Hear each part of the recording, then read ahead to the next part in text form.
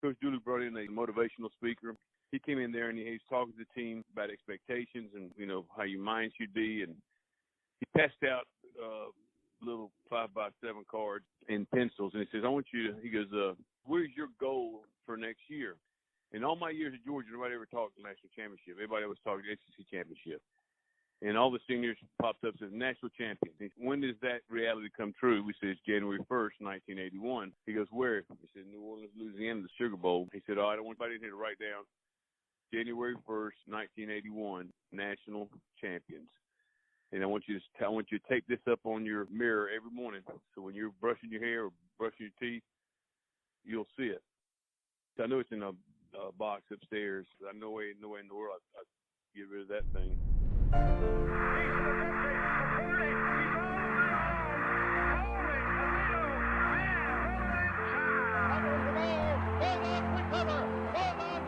Yes, who? Hugh Green, that's who. Down the field long, he is going for Williams, complete. And he gets clotheslined by Lawrence Taylor. 20, 25, 20, 15, 10, 5, Lindsey's gone, Lindsey's gone, Lindsey's gone.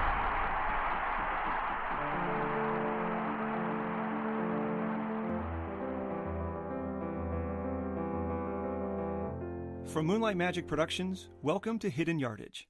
I'm your host, Joe Moore. This podcast is a journey back to the 1980 college football season through the memories of those that played, coached, and covered it. New episodes, released each Tuesday, will carry listeners through that season, 1 week at a time. For more information, please visit the website at www.hiddenyardagepodcast.com. This is Episode 1, At the Battle's End. 39 years ago, as the 80s began, the saga of college football authored one of its greatest chapters ever. Following a decade dominated by the same powerful programs that had always run the sport, 1980 featured a miracle season by America's oldest public university that resulted in the first of 5 straight titles captured by schools that had never won a championship before. It saw the game's greatest defensive player come as close as any defender ever had to claiming the sport's most prestigious individual award, while a quarterback from California shattered passing records and threatened the sanctity of college football's oldest conference. It had scandals and star recruits, Sooner magic in the run and shoot, and the last game played between Princeton and Rutgers, whose first meeting in 1869 started the college game 150 years ago. It was a season that changed everything. Slowly but surely, the 1970s are disappearing. The 1980s will be upon us. What a decade it is coming up. In 1980, the country was turning the page on a new era. The 70s had seen the American spirit withered. The nation was battered throughout the decade. Watergate, Vietnam, inflation, the Depression, and the energy crisis. It was eager for a change, and so too, it seemed, was college football. The sport had long been one of haves and have-nots. Upstart programs were frequently strangled in their cribs, victims of the ruthless hegemony that ruled the sport. At the end of the 1979 season, exactly half of the first 44 national championships had been won by just 4 schools, with only one first-time champion in the last 16 seasons. As the 1980 schedule began, only 18 out of 136 eligible programs had ever won an AP national championship. College football was an elitist society, and it appeared to have no room at the top for interlopers. It was like a cartel. The same 10 teams were in the preseason top 10 every year, and then the same second 10. If you're a team like Alabama, it's just a question of which major bowl are you going to play in. Oh, you played in the Orange Bowl last year? Well, you need to play in the Sugar Bowl this year. And so some of those were foregone conclusions. There was just not a lot of upward mobility. But look closely enough at the dawn of the new decade, and one could see signs that the college football landscape was changing. Of the 6 schools that won championships in the 1970s, only 3 entered the new decade with the same coach that had led them to the title, and a 4th, Notre Dame, had its coach announce that the 1980 season would be his last. Program-building giants like Arkansas's Frank Broyles, Texas's Darrell Royal, and Ohio State's Woody Hayes had left coaching in the late 70s, and a new crop of young men with names like Paterno, Holtz, and Robinson sought to establish themselves in their wake. Still, college football was an arms race, and schools with neither the pedigree nor the war chest to do battle were forced to watch from the sidelines, until in 1973, when college football's smallest schools staged a coup. Using their majority of votes, they forced the game's blue bloods to accept scholarship limitations for all programs. Teams could now sign no more than 30 players per year and could carry no more than 95 players on scholarship. The rule would go into effect in the 1978 season and was the first of two major developments that would forever alter the long-standing inequality of the game. The second came in 1977 with the formation of the College Football Association, a lobbying group of 63 of the largest and most powerful programs who banded together to wrestle control of TV rights away from the NCAA once and for all. College football indeed was changing, but some things appeared immutable. And here comes the Crimson Tide. 11-0, and the Tide really only had two close ball games this year. The 1979 season ended with a national championship for the University of Alabama. It was the second straight AP title and fifth overall for the Crimson Tide and its legendary coach, Paul Bear Bryant, who it seemed could do no wrong. One newspaper wrote of Bryant, "In Alabama, only God is superior to the Bear," although that is not a unanimous opinion. When the 1980 season began, Alabama had won 18 in a row over a span of nearly 2 years. Nothing or nobody, it appeared, could stop the Tide. In his season preview, George Cunningham wrote, "The Grand Canyon isn't wide enough to cover the gap that separates Alabama from the rest of the SEC." As if Bryant's team needed any help, the NCAA ranked the Tide schedule as the easiest among the nation's top 62 teams. But heavy is the head that wears the crown, and Alabama's throne was not without its challengers. The 1980 preseason rankings listed Alabama at number 2. The top spot belonged to Ohio State. The Buckeyes were a perfect 11-0 in the 1979 regular season, but their title hopes were dashed in the Rose Bowl by the USC Trojans and Heisman Trophy winner Charles White's last-minute touchdown. On Alabama's heels were the third-ranked Pitt Panthers, featuring Hugh Green at the head of an impossibly talented defense and a sophomore quarterback named Dan Marino. Rounding out the top 5 were USC, unbeaten in its last 20 contests, but ineligible for a postseason bowl game due to academic violations, and Oklahoma, with its vaunted wishbone offense and 7 straight Big 8 conference championships. Other contenders included a talented Nebraska team and Heisman Trophy favorite quarterback Mark Herman's Purdue Boilermakers. The Texas Longhorns, ranked 10th, played the first game of the season, knocking off 6th-ranked Arkansas in Austin on Labor Day. Lurking towards the bottom of the poll at number 16 were the Georgia Bulldogs. Not since Woody Hayes' Buckeyes in 1968 had a team come from outside the preseason top 10 to finish the year ranked number 1. But there was reason for optimism in Athens. On Easter Sunday in 1980, fans of the University of Georgia woke up to find their prayers had been answered. The top-rated and most sought-after high school senior in America had signed his letter of intent to play college football. He was to become a Georgia Bulldog and would play between the hedges at Sanford Stadium, just 70 miles from where he grew up. When Herschel Jr. Walker was born at Talmadge Memorial Hospital, a typist misspelled his name on his birth certificate, and it read Hershey. The error went unnoticed until he applied for a Social Security card in 1978.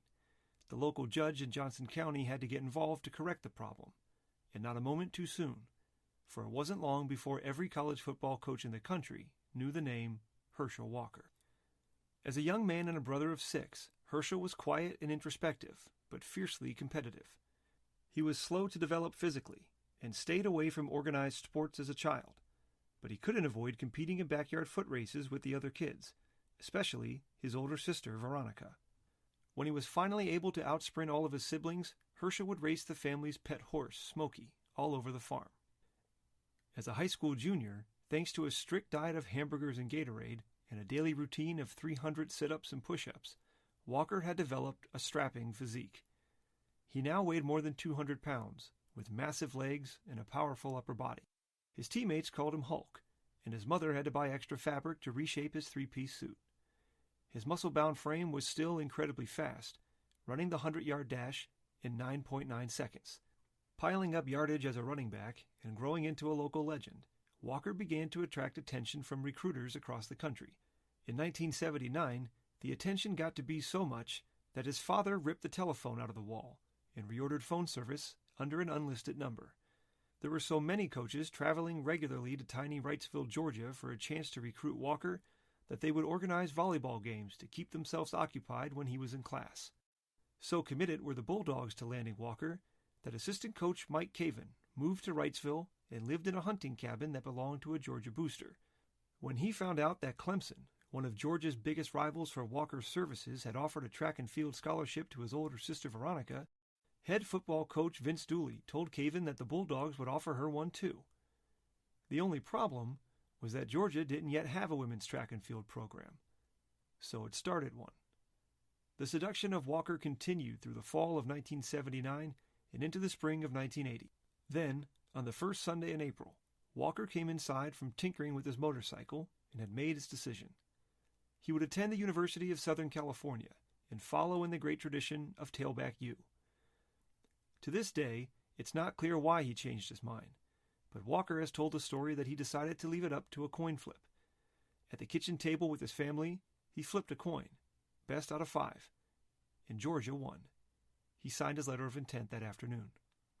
Walker's talents were beyond doubt, but some questioned his ability to succeed in the rugged SEC, since he had played football for tiny Johnson County High against some of the smallest schools in the state.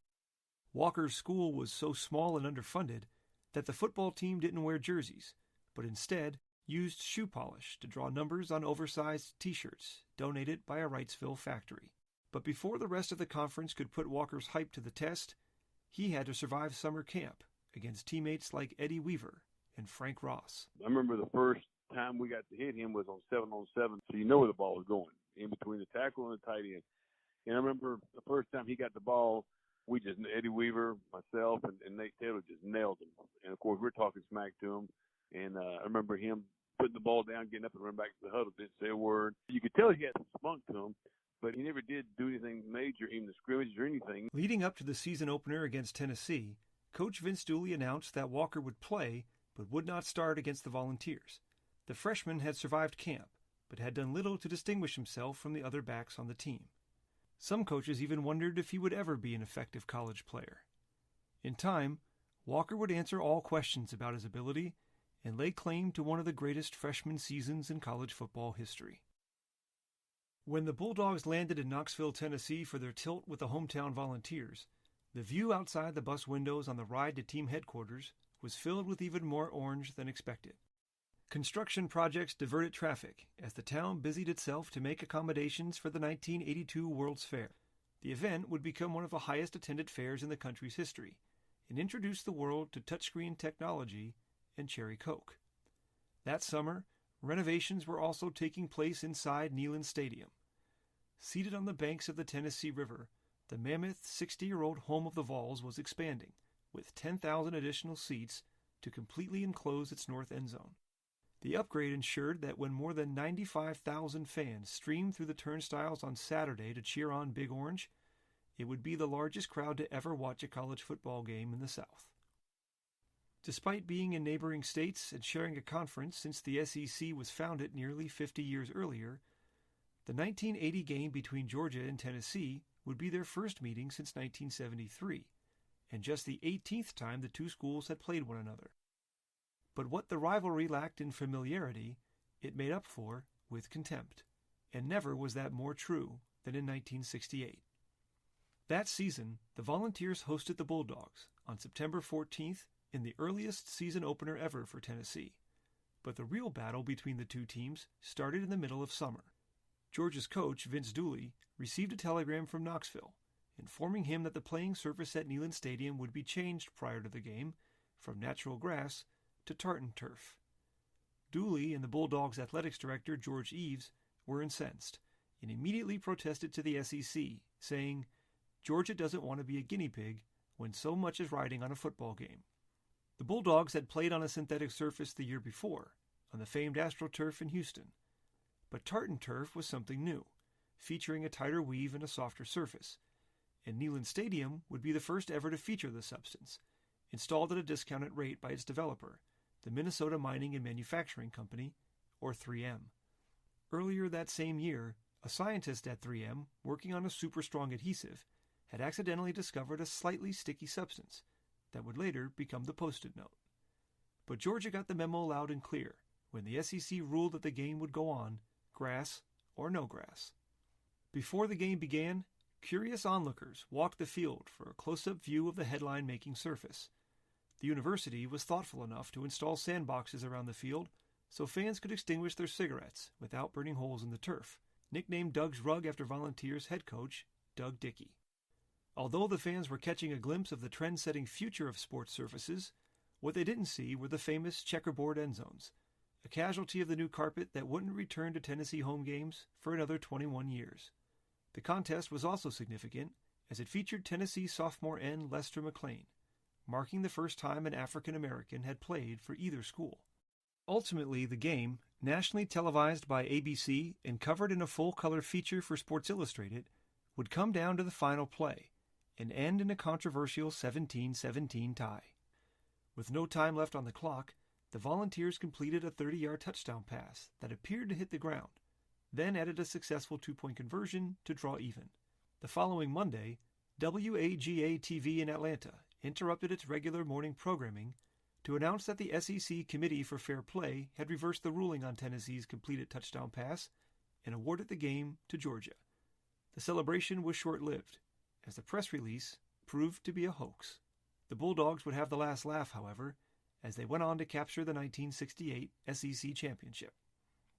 Before the opening game of the 1980 season, Tennessee was again installing a new playing surface at Neyland Stadium. This time, the manufacturer claimed that the artificial grass was so soft, an egg could fall on it from 8 feet without breaking. It made no such protective claim for opposing quarterbacks, like Georgia sophomore Buck Bellew. Bellew took over the starting job in Week 3 of the 1979 season, but ended the year sidelined with a fractured ankle, suffered against Auburn, the only conference loss for Georgia in a 6-5 campaign.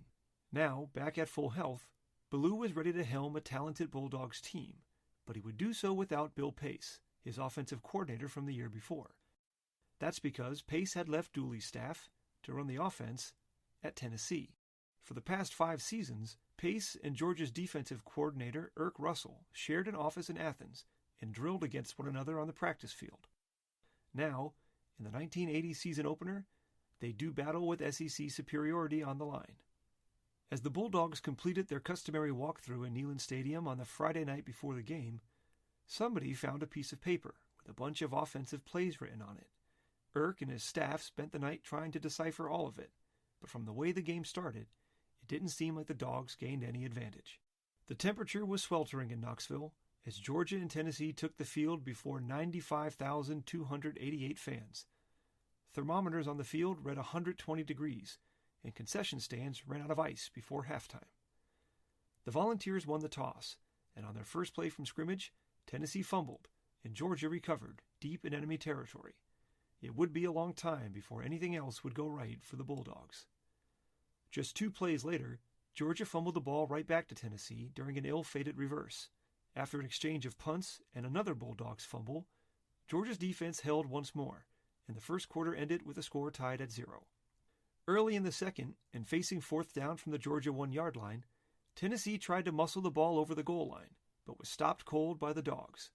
Georgia would not escape unscathed, however, as the third Bulldogs fumble of the game led to a safety and a 2-0 Tennessee lead. The ensuing Volunteers' possession covered 54 yards in just 8 plays and ended in a touchdown to give Tennessee a 9-0 advantage. After giving the first and second team running backs ample opportunities and desperate for a spark on offense, Dooley turned midway through the second quarter and motioned for the freshman phenom Herschel Walker to enter the game. The most decorated recruit in Georgia football history was about to play his first college snap, but there was one problem. The freshman running back couldn't find his helmet.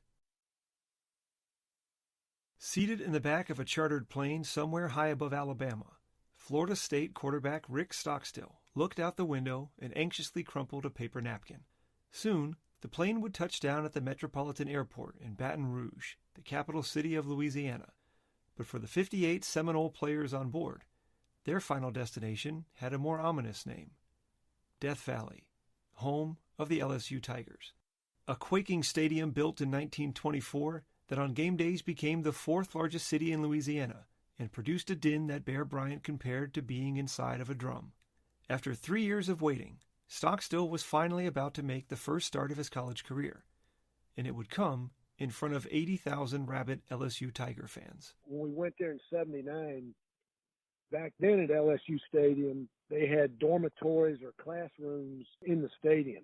And when we went in there Friday, to have our walkthrough or just walk around the stadium, people were up there pouring trash cans of water on us. As we walked in, they just dumped us, with water. So we were ready for it in '80 when we came in there. So a bunch of us when we were going in there, we had umbrellas. So when they dumped that water on us, we were ready for them. But, they got that big tiger out there in the front and coming out of our locker room, and the guy would, shock it, poke it where it'd growl at us. And the thought was enough to cause Stockstill to lose sleep throughout the week, but he had been eating more than usual.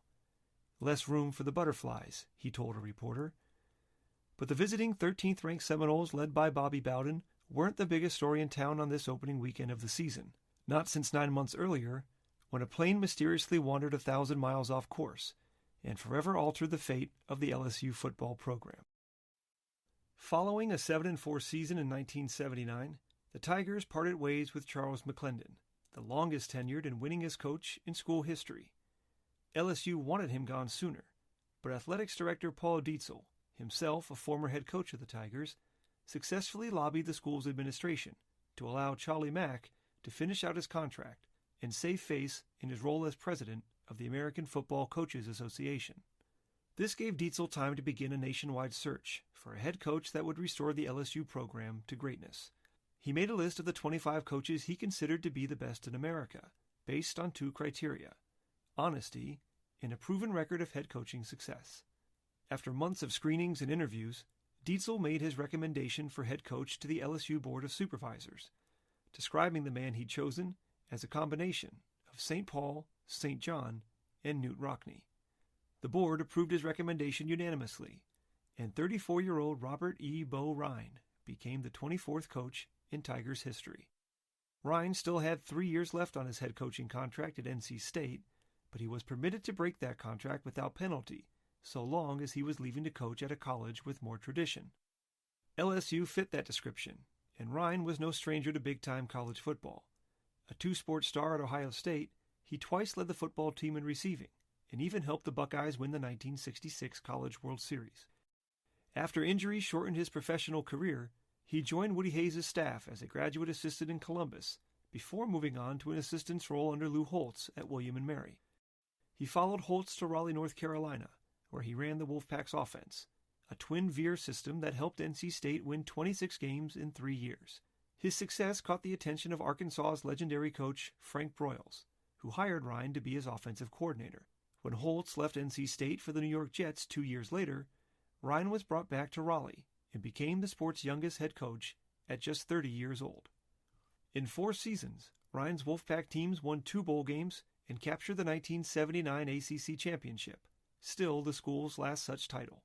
At his introductory press conference in Baton Rouge, Rhine preached cautious optimism, but the excitement among the Tiger faithful was palpable. There's no Cinderella's glass slipper here. There's no one coach that there he is for LSU. But I promise you this, if hard work, dedication, and respect for tradition mean anything, we're going to be successful at LSU. Thank you very much.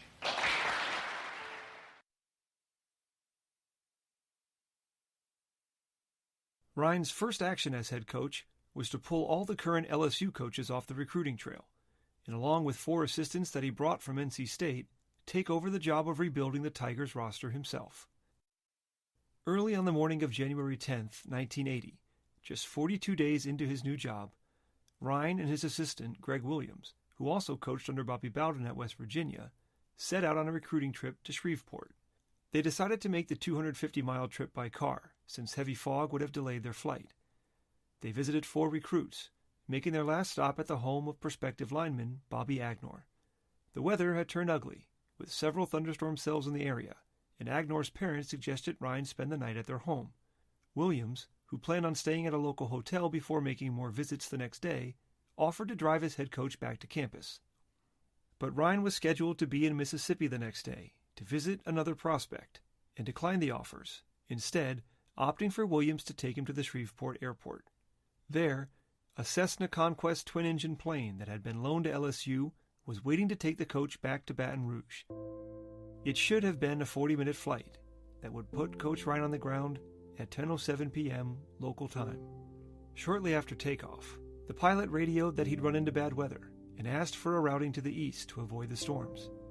Then, unexpectedly, the plane made a turn towards Memphis and kept climbing. The plane was tracked on radar, station to station, as it continued its wayward eastern path for 4 hours. Campus officials became concerned when Ryan didn't arrive in Baton Rouge and made calls to alert the authorities. Eventually, Johnson Air Force Base dispatched 2 F-4 fighter jets to intercept the plane above North Carolina. Rescue pilots made 2 passes from about 500 feet away to try and get the plane to turn back, but no signs of life could be seen, only the red glow of the cockpit. As the plane continued to climb to over 41,000 feet, more than 8,000 feet above the maximum altitude for the craft, an F-106 fighter jet took up the chase and escorted it until it crashed down into the black waters of the Atlantic Ocean off the coast of Virginia. Authorities speculated that something had gone wrong with the plane's pressurization system that caused the 2 men on board to lose consciousness. No wreckage was ever recovered. Ironically, Ryan's tragic flight that had taken him 1,000 miles off course flew him directly over Raleigh, North Carolina, where his 2 daughters were sleeping.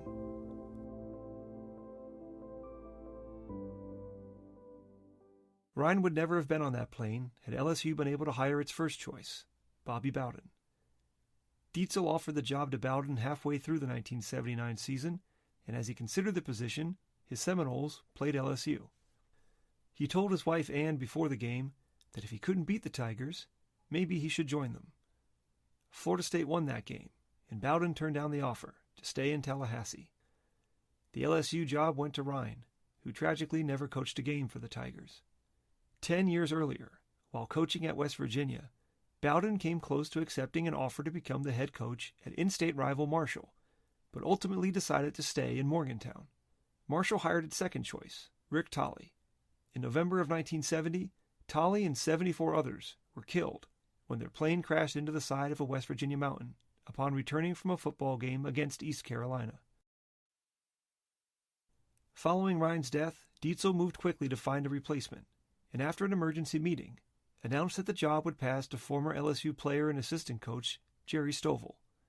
Stovall had the unenviable job of steering the program through the aftermath of its young coach's tragic death while preparing his team for a difficult opener against Bowden and Florida State. The Seminoles had high hopes for 1980 after going undefeated and playing in the Orange Bowl in 1979. The offense had to replace both triggermen in its dual quarterback system, along with a handful of other contributors that had graduated. The strength of this team would be a suffocating defense that returned 8 starters, including senior all-world nose tackle Ron Simmons, who finished 9th in the Heisman Trophy voting as a junior. The Tigers and Seminoles kicked off the 1980 season on a rainy Saturday night in front of a sold-out and soaking wet crowd in Tiger Stadium, in a contest that the odds makers labeled a pick'em. LSU won the coin toss and elected to receive. On the very first play, Simmons forced a fumble that was recovered by the Noles. After 3 conservative running plays, Bill Capice booted a field goal to give Florida State the early 3-0 lead. It would be more than enough points on this night. On LSU's 5th play, Simmons struck again, forcing another fumble that led to yet another Capice 3-pointer. As the Tigers' offense continued to struggle, Coach Stovall swapped quarterbacks, but to no effect. At halftime, Florida State led 6-0, content to play keep away and force LSU to move the ball against its crushing defense. But if Bowden's Seminoles were to continue to hold the Tigers in check after intermission, they would have to do so without Simmons, who left the game after getting his ankle rolled up on in a pile and would not return. Before coaching at Florida State, Bowden spent 10 years at West Virginia, the first 4 as offensive coordinator under Jim Carlin. Carlin was a no-nonsense leader that demanded results, but also had the respect and admiration of his players and coaches alike. He had staked his career on walking into downtrodden college football outposts and turning them into winners. First, he took over in Morgantown, West Virginia, and after just 4 seasons, led the Mountaineers to a 10-1 record in 1969, complete with the school's first bowl game victory in more than 20 years. Following that breakthrough, Carlin moved on to helm the Texas Tech Red Raiders, a program which to that point was best known perhaps for its still unbroken record of 39 punts in a single game. Only 4 years after arriving in Lubbock in 1970, Carlin led the Raiders to an 11-1 season, and his 5-year win total of 37 games was just 10 fewer than the program had claimed in the entire decade of the 1960s. But when Carlin left the Southwest for his next rebuilding job, he landed at perhaps the most desolate of all college football outposts, Columbia, South Carolina. In 81 years of playing football before Carlin arrived, the South Carolina Gamecocks had never won more than 7 games in a season, unless you count the 1906 team that went 8-2 with 2 victories against the local YMCA. The program had been invited to only 2 bowl games and lost both, including, coincidentally, the 1969 Gator Bowl against Carlin's West Virginia team. More than its on-field struggles, the football team in Columbia was hamstrung by a bumbling administration, struggling to fill the void left by Carlin's predecessor, Paul Dietzel. A giant figure in Gamecock history, Dietzel oversaw South Carolina's withdrawal from the ACC, penned the lyrics to the new team fight song adapted from a Broadway hit he heard, and even designed the Gamecock logo before leaving for Baton Rouge, where he would hire Bo Ryan after the 1979 season. Consider that when Carlin arrived in 1975, the university had just $16,000 in its athletics fund, and that at one point in 1977, the school had 3 athletics directors at the same time, including Carlin. When the school tried to remove him from that position, the case went to court, and Carlin paid nearly $4,000 out of his pocket to defend himself against his own university. Yet, against all odds, Carlin's methods were starting to show dividends in Columbia. Following back-to-back 5-win seasons, there was optimism for the 1979 campaign. The athletics department, sensing the fans' weariness for a winner, printed bumper stickers that said, "This is next year." But when the Gamecocks were blasted 28-0 in the season opener against the UNC Tar Heels, a new bumper sticker began to pop up around the state capitol that read, "Carlin 79, be good or be gone." The coach and his team got the message. They streaked to an 8-3 finish, the best in school history, and capped it off with the berth in the Hall of Fame Bowl against Missouri. The 1979 season did more than just quell the unrest among the Gamecock faithful. It introduced the country to a powerful running back from Duluth, Georgia, named George Rogers. Rogers found his way to South Carolina's campus after surviving a childhood few would believe. With his parents separated and his father locked up in a Georgia jail after being convicted of murder, Rogers and his 4 siblings moved with their mother all across the state, from one housing project to another. Surviving on welfare rations and dressed in little more than rags, neighborhood kids teased Rogers and called him Dirty Boy. He hated it. He wanted to play football, but couldn't afford the $2 required for insurance. As a teenager in Atlanta, he shared a crowded apartment in a tenement slum with his mother, 2 brothers, and 2 sisters, each of whom had a baby.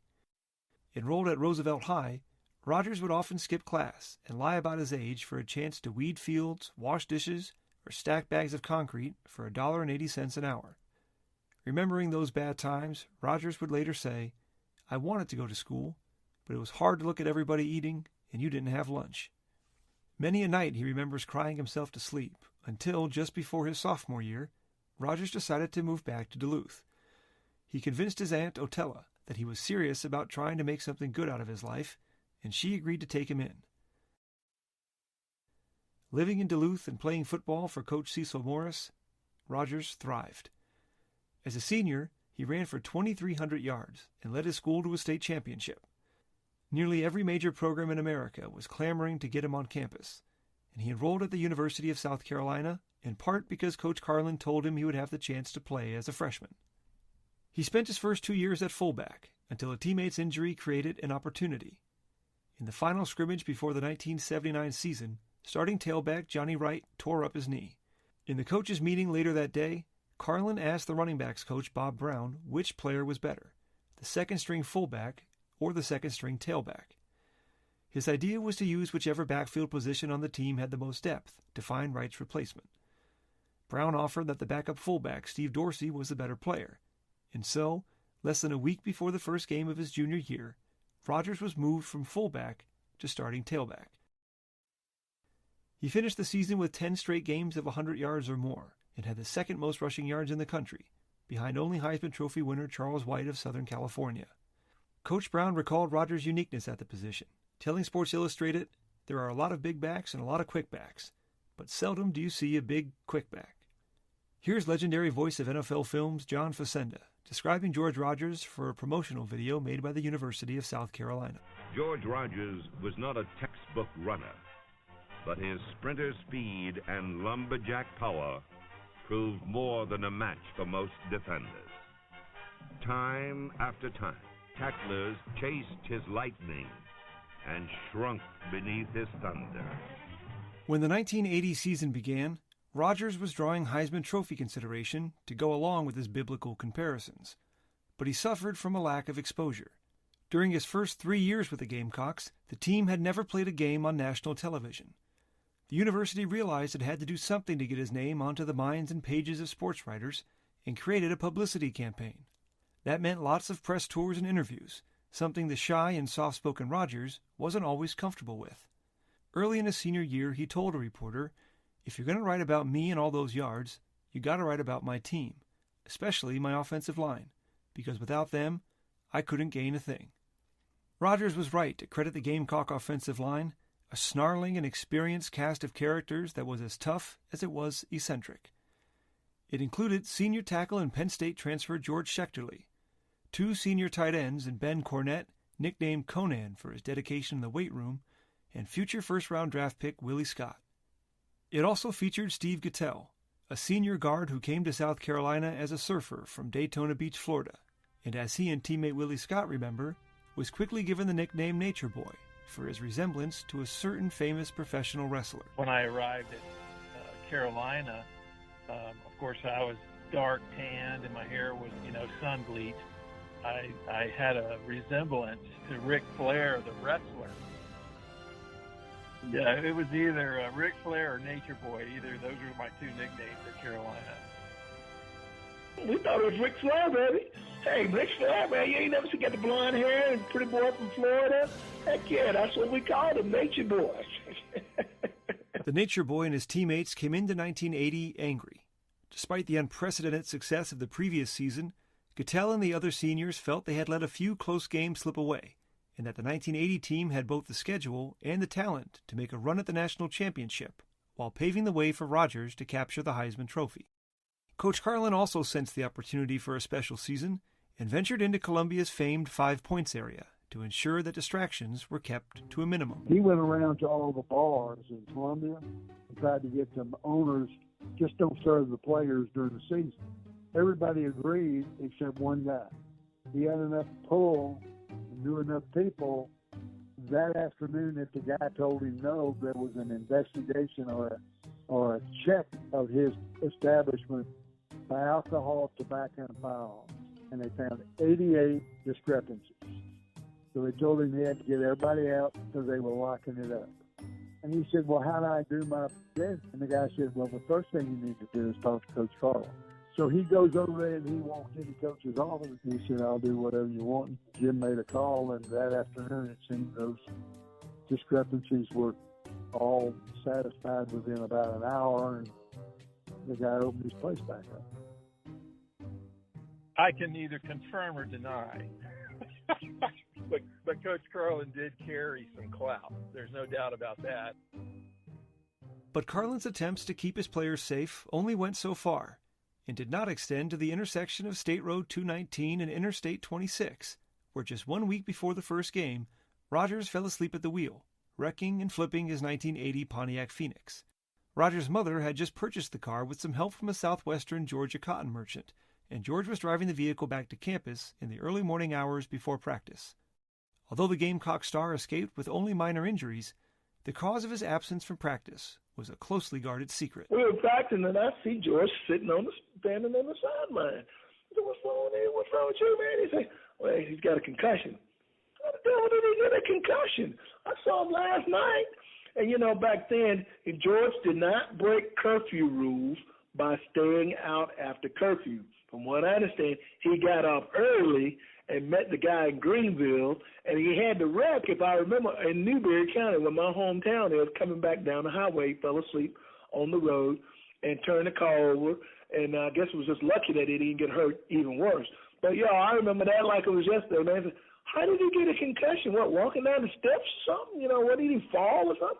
And then I said, oh, that's what happened. He had a wreck on the road, because none of us knew that now until it came out in the news a couple of days later. They kept that real quiet. The Gamecocks would make plenty of noise in their season opener against the University of the Pacific Tigers. Coached by Bob Toledo, the Tigers were a finesse squad that would attempt 40 passes in the game, but fail to score a point on a humid South Carolina evening that was described in the newspaper as too hot for football. The Gamecocks pounded the Tigers 37-0 in front of a sellout crowd that had come to see their Heisman candidate.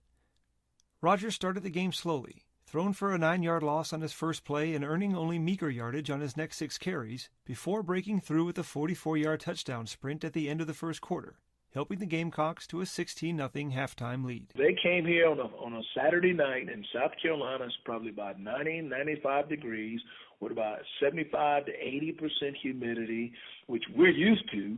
But Pacific, from California, they said those guys were about to pass out at halftime.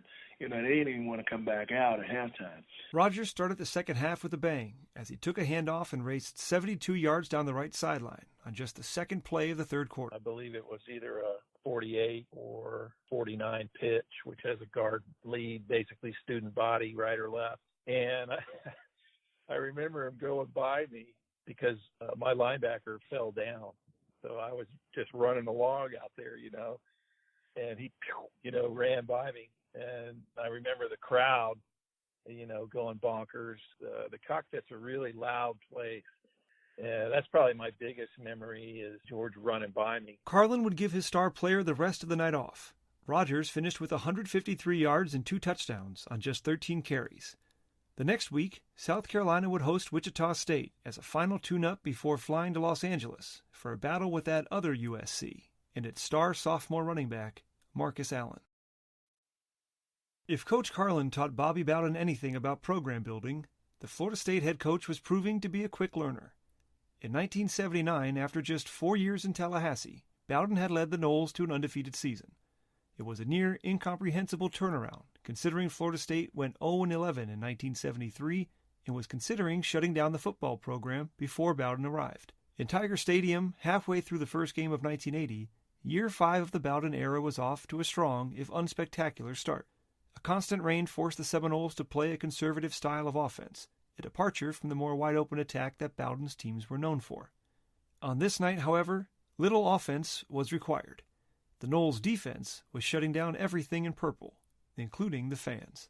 The stories of the fans and how loud the stadium was talked about quite often leading up to that game, but the one thing that I remembered, it didn't stay loud very long. We were able to take the crowd out of it. I remember turning to Reggie and saying, listen how quiet it is. 2 more second-half turnovers by LSU led to 10 points for the visitors, and Florida State left Death Valley with a 16-0 win, the first time the Tigers had been shut out in a season opener in 30 years. LSU defensive tackle Benji Thibodeau said after the game, if we ever play that bad again, 80,000 people should get their money back. It was not the debut first-time head coach Jerry Stovall had hoped for. The 39-year-old wore a beige suit on the sidelines for his first game as the Tigers coach. By the end of the first quarter, the back and shoulders of his jacket were noticeably soaked through with perspiration, no doubt caused by the 2 early LSU fumbles and a smothering Seminole defense. After the game, Stovall, whose team managed to gain just 239 yards on the night, would quip that his sweat-soaked suit was the only offensive thing that LSU did all night. The Tigers would finish the season 7-4, and Stovall would coach for 3 more years in Baton Rouge. He won National Coach of the Year honors following the 1982 season, but was dismissed just 1 year later, after finishing 4-7. He never coached football again. Florida State flew home to Tallahassee, where adoring fans waited until 2 a.m. to catch sight of their returning heroes. The Seminoles could look forward to back-to-back home games against Louisville and East Carolina, before embarking on a murderer's row of consecutive games against Miami, Nebraska, and Pittsburgh. Meanwhile, in steamy Knoxville, Tennessee, Georgia could not afford to look ahead, as it came out of the locker room trailing 9-0, and its debutante running back, Herschel Walker, going nowhere, with his first 9 carries netting only 15 yards. Then, things went from bad to worse when the Vols struck like lightning on a 2-play drive that ended with a Mike Miller touchdown to make the lead 15-0. Tennessee coach Johnny Majors elected to go for 2, but Georgia, in a sign of things to come, turned the Volunteers away, and the missed opportunity would turn out to be the difference in the game. With just 18 minutes left, Georgia finally broke through on a mad scramble following a mishandled punt by Tennessee returner Bill Bates. 4th and 5, and young Broadway kick with 8 men coming on him. And the kick is good, long, going to come down inside the 30, and we hit him. He fumbled the ball, and the dog missed it. It's rolling to 10, to 7, to 5. We fumble it again. We fumble it. It's in the end zone. Get on that ball. It's on the back of the end zone. We had 3 men knock it 20 yards. We'd land on it on our chest. We landed on it with our heads, and it went 20 more yards. Now they argue who got it as it went out of bounds. They gave us 2 points, and we could have scored on the play. Very, very, very easy. People just diving on it, and it would squirt 9 more yards, and somebody else would land on it, it would squirt again. This has not been a night for old Lady Luck. The wild sequence seemed to ignite the Georgia team, and for Bates, his evening was about to get even worse. After receiving the free kick, the Bulldogs drove to the Tennessee 16-yard line. Georgia offensive coordinator George Hafner called a toss sweep, and Walker took the pitch from Ballou and ran through the line and into history. Georgia knocking on the door. They're on the Tennessee 16. Tennessee has dominated this one. They gave us a break. We couldn't use it. Then we gave them a couple. 15-2, Tennessee leading. Crowd roaring against Georgia, trying to make them drop it so they can't hear. We hand it off to Herschel. There's a hole. 5, 10, 12. He's running over people. Oh, you Herschel Walker. My God almighty, he ran right through 2 men. Herschel ran right over 2 men. They had him dead away inside the 9. Herschel Walker went 16 yards. He drove right over orange shirts, just driving and running with those big thighs. My God, a freshman. Years later, Bates, who played 15 seasons in the NFL and was a 3-time Super Bowl champion, remembered of the play. I looked into Herschel's eyes and realized he wasn't going to make a move. The next thing I knew, I had footprints on my chest and saw number 34 running into the end zone for a touchdown. Momentum was running with the Dogs, and Georgia recovered another Tennessee fumble that led to Walker's second touchdown run of the night.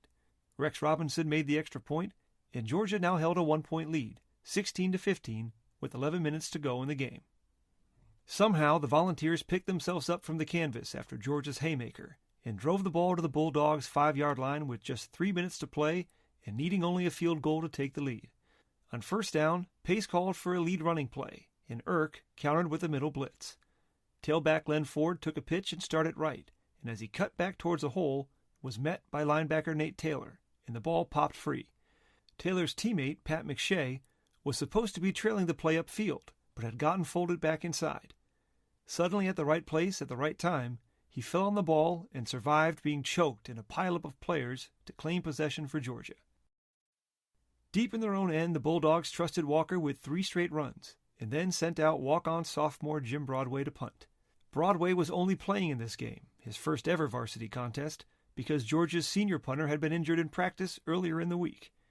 Dooley called it the most tense he'd ever been as a coach, as he watched Broadway standing in his own end zone, awaiting the snap. Despite the pressure, Broadway boomed a 47-yard punt, and Georgia's defense sealed the win with a 4th down sack.